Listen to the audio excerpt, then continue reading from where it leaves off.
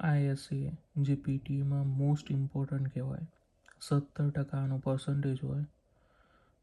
સો આપણે જોઈએ કે કઈ રીતે લખાય એમ એસે.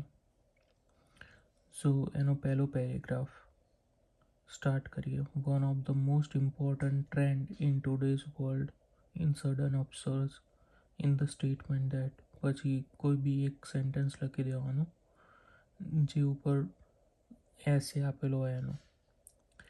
There is widespread worry that this will lead to a right concerns in the world. This essay will discuss the advantages and disadvantages of above statement, which relate to the fact that પછી બીજું statement લખી દેવાનું એસેનું, using a પ્રેગ્મેટિક approach. બરાબર, આ પૂરું થઈ ગયું.